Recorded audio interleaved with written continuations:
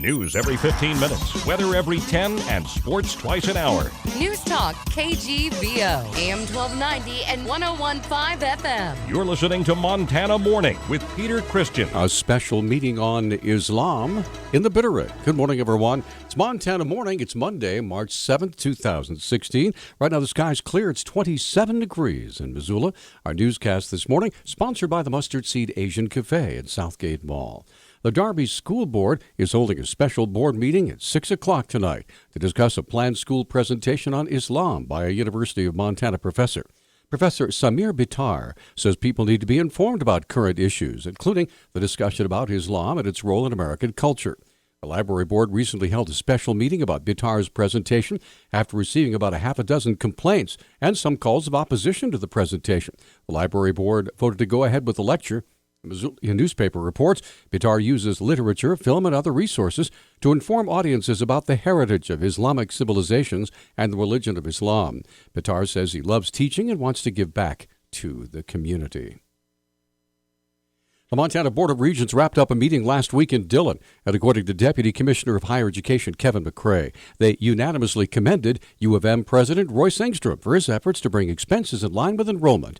McCrae said increasing enrollment itself is not the goal. If enrollment is the sole statistic that we worry about, we will just then be encouraging campuses to play games with enrollment, spend a lot of state and tuition money chasing after the same Montana high school students, and the enrollment problems will just be moving around the system from year to year. McCrae said the commissioners acknowledged the difficult position that Engstrom is dealing with and that he is not alone. All of the regents did to a person at this meeting. His leadership of the university was commended. They recognized that it is difficult to lead in choppy waters. We have a number of campus executives who are leading through choppy waters right now. And McCrae said the regents unanimously expressed their confidence in Engstrom. The Board of Regents is very supportive of President Engstrom's leadership and, in fact, was very vocal at this last meeting. Some of them expressed frustration that the positive stories and the positive aspects of the university and his leadership are not coming across publicly. As we reported here on KGVO last week, spring enrollment is down from the previous year, especially for incoming freshmen as well as out-of-state and international students. A Montana man has been sentenced to at least 50 years in a state mental hospital after being found guilty of killing his girlfriend. The Havre Daily News reports that court documents show Jordan Carlson was sentenced to life in a mental hospital February 5th and cannot be considered for parole for 50 years. Charging documents say Carlson told an officer he strangled Dawn Beeman when she wouldn't speak to him after an argument. A 22-year-old Poplar man was struck and killed while he was walking along a rural road north of Poplar. The Highway Patrol said a southbound pickup struck the man from behind shortly after 9 p.m. Thursday. The victim was thrown off the road into the ditch and died at the scene. The driver of the pickup fled the scene and is still being sought. The victim's name has not yet been released. Investigators using DNA and dental records have identified two men who died in a fiery crash near Park City following a month-long investigation. Yellowstone County Coroner Cliff Mahoney says Juan Carlos Cruz and Jose Ricardo Padilla Paleo died in the crash in February. Authorities say their vehicle hit a semi-truck head-on and burst into flames onto Interstate 90. The Billings Gazette reports investigators had a difficult time determining the gender of the victims because of their extreme burns. Bozeman Development Company Home Base Montana unveiled plans to demolish the historic Missoula Mercantile Building and, in its place, build a multi-story Marriott hotel at a press conference on Friday.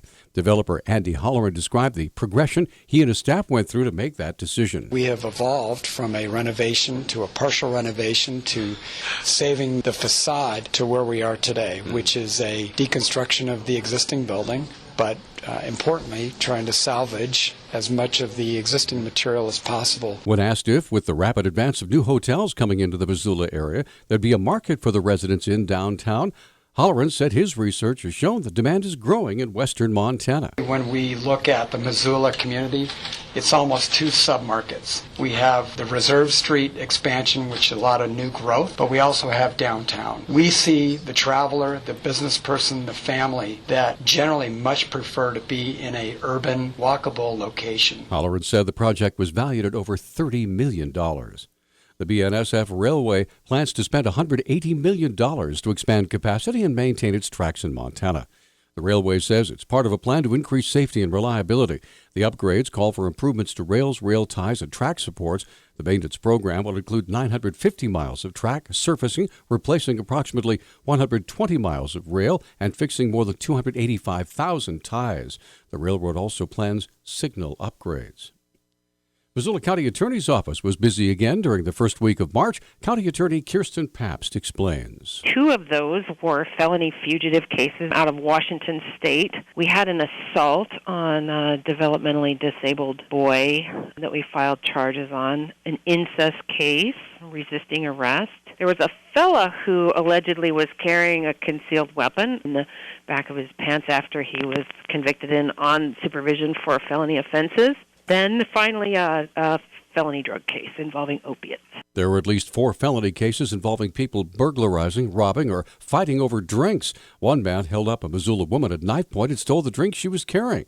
In another instance, a man entered Jaker's restaurant after it was closed for remodeling from fire damages and burglarized alcohol. There was a fight at Barron Brewery, and then the defendant allegedly went on the fight with the police that went there to respond, and we had a felony domestic abuse that the victim in this case was the suspect's brother. It involved a head laceration when they were in an argument over something to do with food or beverages. There were 10 felonies altogether, which Pabst says is about the average workload per week for the county attorney's office so far this year.